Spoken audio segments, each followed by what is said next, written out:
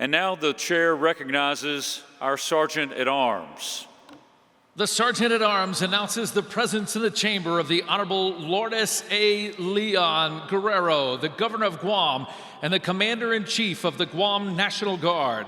He is escorted by Colonel Jason Sander, the Director of Staff, Guam Air National Guard, and Lieutenant Colonel Manny Duanees, the Executive Director, National Guard Association of Guam.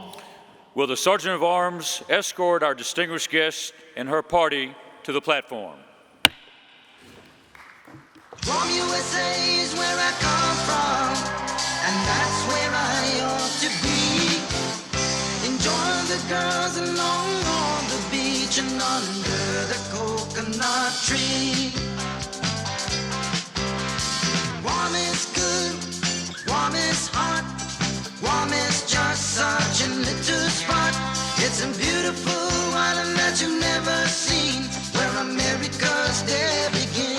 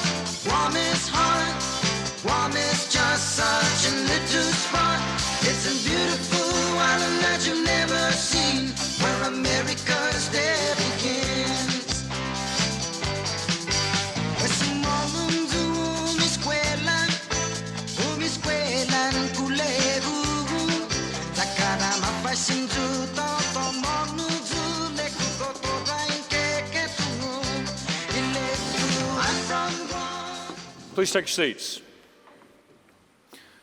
So Brigadier General Michael Cruz, the Adjutant General of Guam, had to leave the conference to go back to Guam unexpectedly, but before he left, he recorded a video telling us more about his distinguished governor. So if you'll play the video, please. Half a day, General Hokanson, distinguished guests, and fellow guardsmen. As some of you may know, Guam has faced more than one existential threat in our 4,000-year history.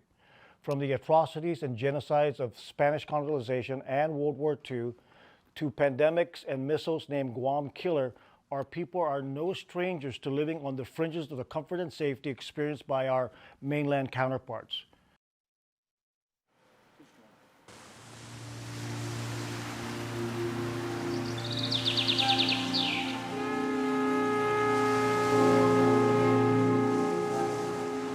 For 4,000 years, around the time the Great Pyramids were being built, Guam has been a crossroad of cultures, from Southeast Asia, Formosa, Taiwan, and our neighboring islands. Magellan's landing in 1521 was the first contact Chamorros had with the Western world. That encounter led a Spanish colony that subjugated Chamorros to support trade between Mexico and the Philippines. 377 years later, Guam came under American control in 1898.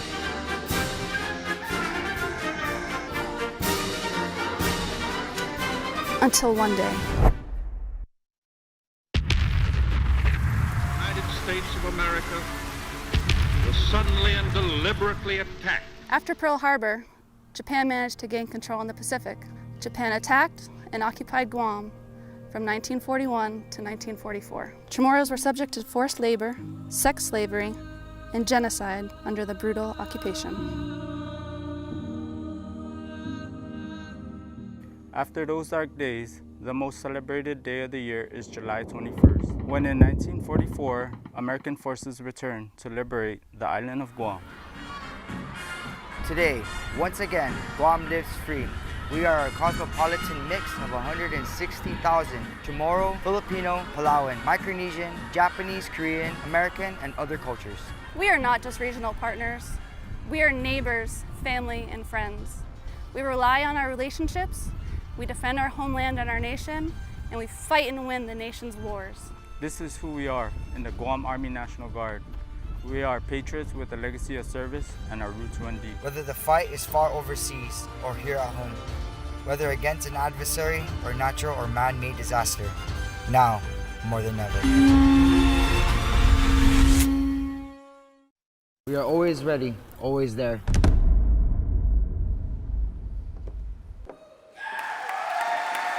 Everything our governor has done in the interest of the safety and security of our island and nation is celebrated here today with this honor, award of the highest honor.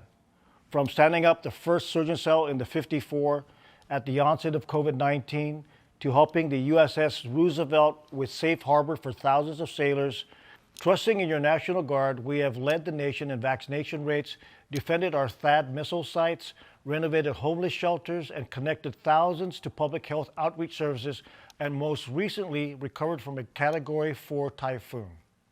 But these challenges of the past will pale in comparison to what we are facing today, here and now. The greatest existential threat to our people as both Americans and Chamorros is at our doorstep, and we have much to do to prepare. In fact, we are behind. The relationships our governor has established with our National Guard, Department of Defense, and regional partners will go a long way toward these preparations and our readiness as an island. Our people continue to count on her during these uncertain times, and she continues to be the calm, cool, and collected leader we need. So on behalf of your Guam National Guard, I proudly introduce the Governor of Guam, the Honorable Lourdes Lou Leon Guerrero. Thank you, Governor, for your steadfast leadership and support, and we look forward to more good things to come. Congratulations on earning the prestigious Harry S. Truman Award. God bless Guam. God bless the United States.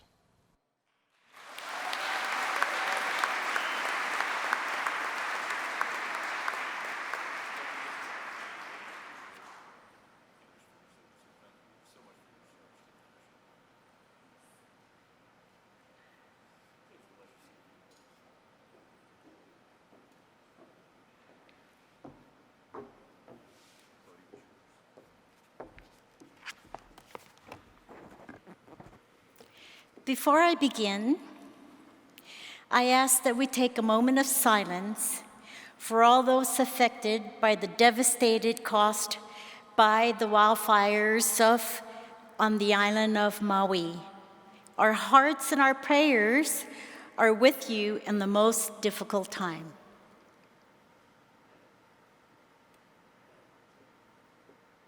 Sidus Masi, and thank you. Chairman Major General Jan Boyles, thank you so much for your leadership with the National Guard Association. I especially am very agreeable to what General Harris has said. It is important that we have one united voice as a National Guard, because that shows the strength of a people as we continue on to deliberate many initiatives in Congress and to garner the White House support. Thank you so much for that leadership.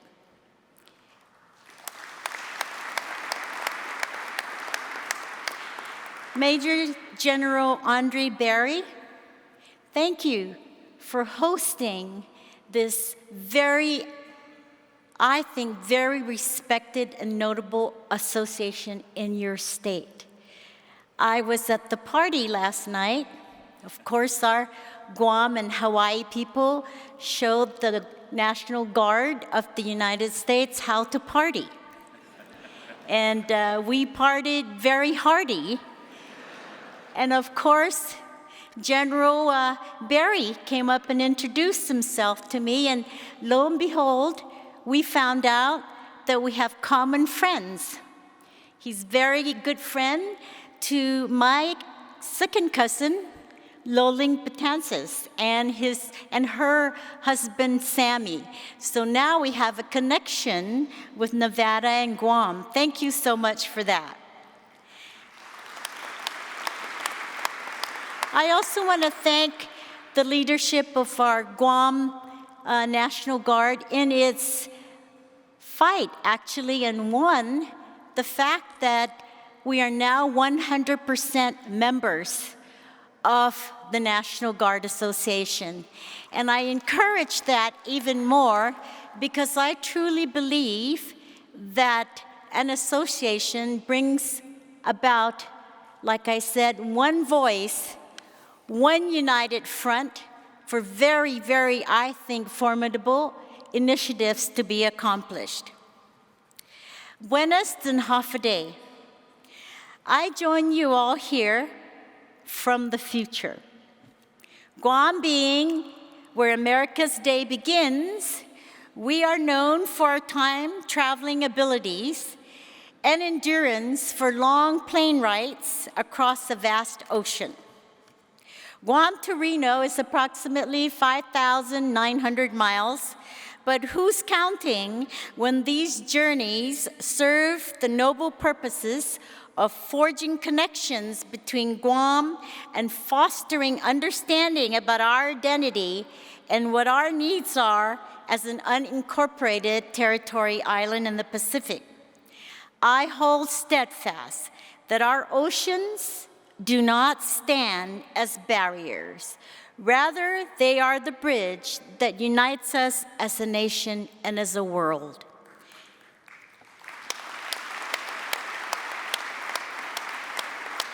I also never miss an opportunity to strengthen our partnerships regionally, nationally, and internationally, and this is one of those occasions where I am able to put Guam in sharp focus. On behalf of the people of Guam, I stand before you today filled with honor, pride, and deep gratitude to accept this very prestigious Harry S. Truman Award. President Truman was a dignified leader who exemplified resilience, courage, and a steadfast commitment to the values that defined our great nation. This award is the highest recognition conferred upon an individual by the National Guard Association of the United States and honors their sustained contributions of exceptional and far-reaching magnitude to the defense and security of our great nation and its territories. But you see, I have a greater appreciation for President Harry Truman because he was the president that signed our Organic Act in 1950, which made us United States citizens. So I thank President Truman. As I mentioned earlier, Guam is where America's day begins. More than a reference to our geographical position on the other side of the international date line, this bumper sticker slogan has evolved in meaning due to the heightened political tensions rising in our part of the world. You see, someone asked me, Governor, why are you so passionate about defense for Guam?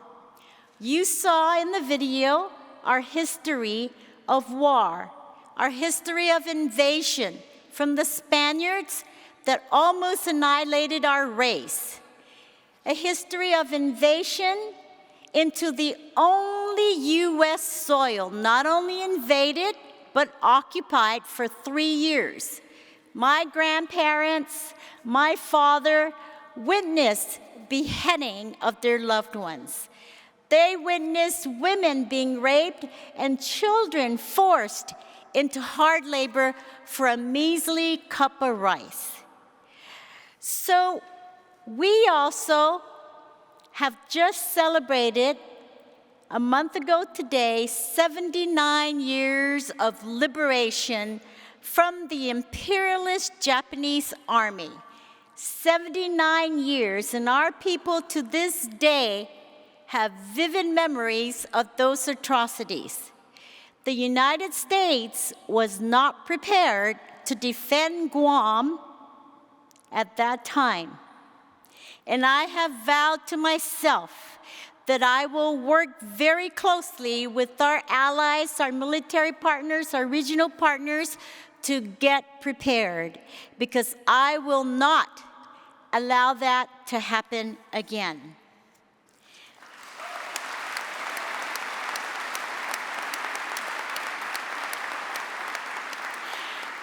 This was not a new evolution. Lieutenant Governor Joshua Tenorio and I always understood the responsibilities we'd assuming at the helm of the office. And we have worked tirelessly to secure the defense of our island and our great nation. To be in the receipt of the Harry S. Truman Award, I say I was simply doing my job. We were doing our jobs. And that is why I also say this award is not mine alone.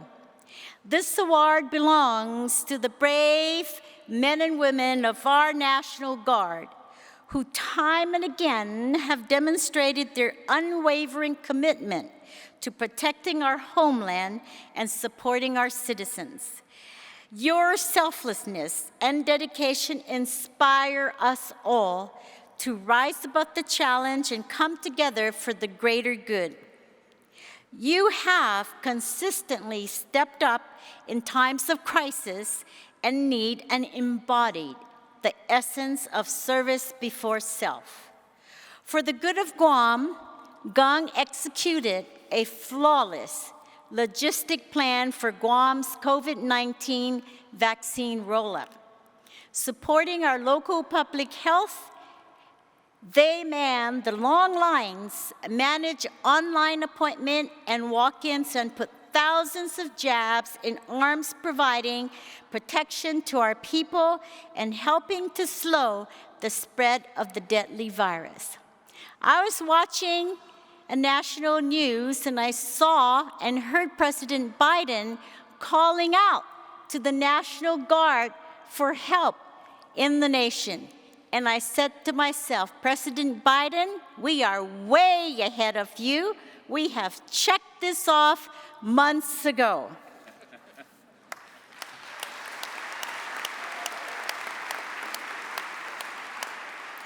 What we at home called Operation Liberate Guam was a huge success because our National Guard was at the forefront.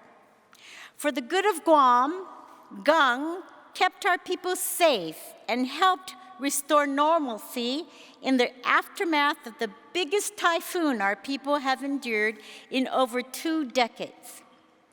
Mission after mission, they executed and excelled. From traffic control to commodity distribution to security, debris movement, and emergency room support at our island's only public hospital, our GAUS is limitless. And these are just a few examples of their exemplary work. I could go on, but we'll be here forever. But simply put, I am a proud Commander-in-Chief.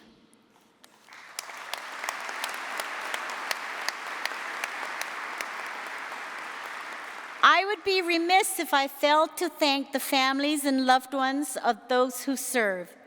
Your support and countless sacrifice allow our service members to fulfill their duties with courage and honor.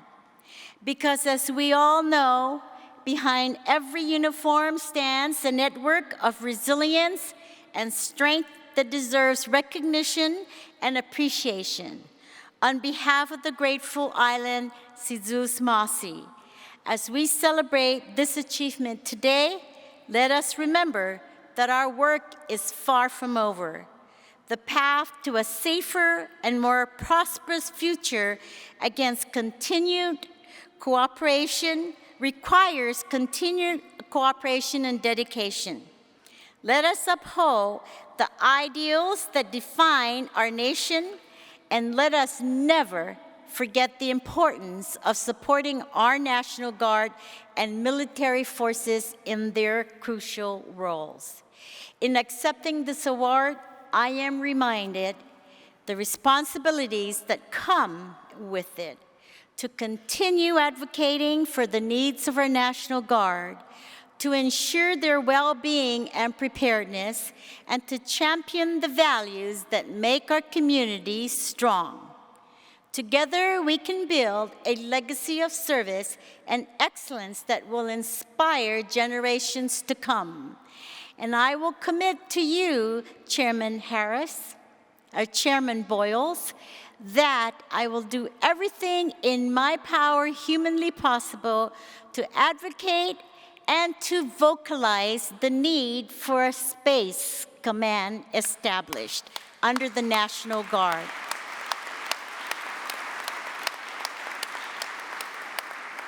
I am very honored to be standing here before you all today to accept this great Harry S. Truman Award for distinguished service in support of national defense. I am honored to have been nominated by my friend, fellow healthcare colleague, former Lieutenant Governor, and Guam Adjutant General Brigadier General Mike Cruz. I also want to call out and thank the president of the Guam National Guard Association, Major Joey Nicholas, and also a very capable executive director, Lieutenant Colonel Manny Duenas, for their organization and for their commitment to moving up the write-up that I hear was a very persuasive write-out that the committee then acknowledged and awarded me this great prestigious award. I thank them for their leadership.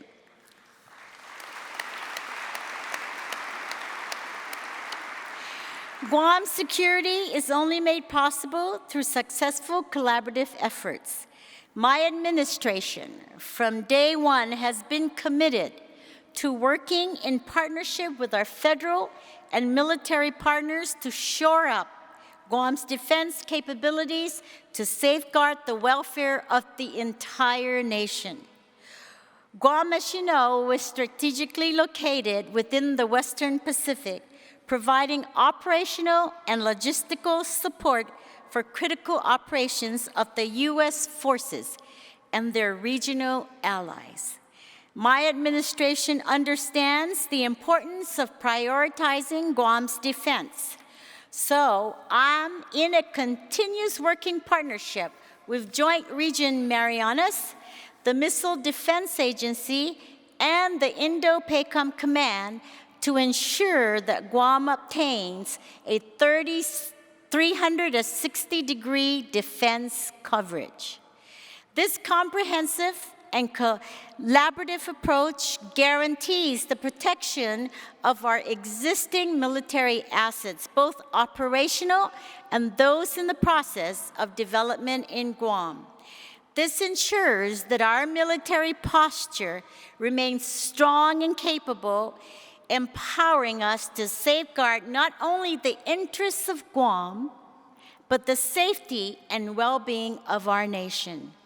While Congress deliberates on the priorities of securing Guam and our homeland, my Lieutenant Governor and I will not waver in advocating for all that is needed to protect the people of Guam, our Pacific region, our nation, and our homeland from the threats to our freedom and democracy.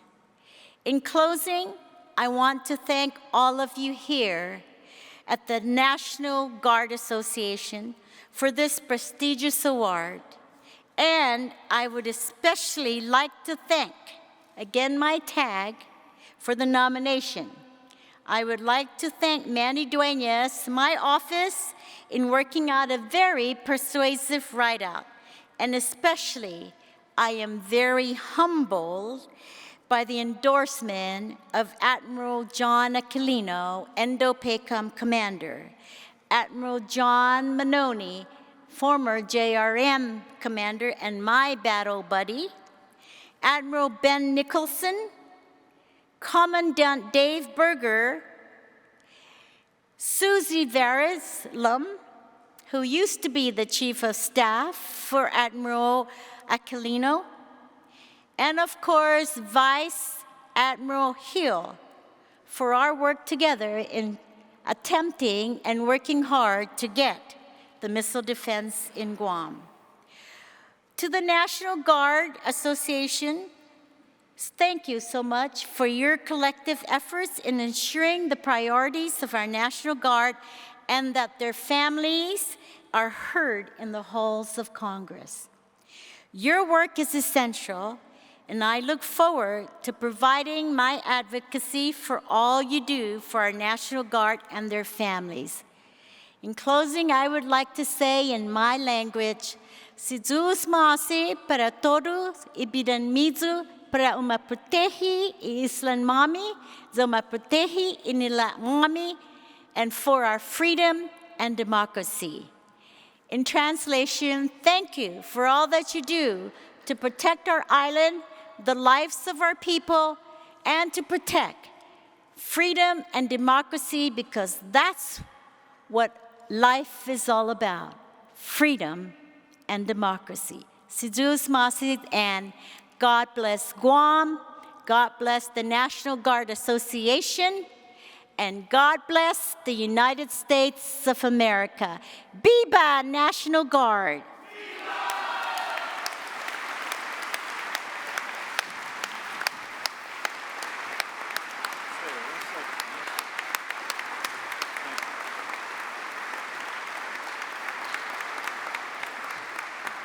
Governor Guerrero, thank you for your inspiring words this morning. Thank you for your service to Guam and to this great country. Thank you for your support to the National Guard and all the rest of the military organizations that you support. We just appreciate you being with us today. Congratulations. Thank you Thank so you. much. Thank you.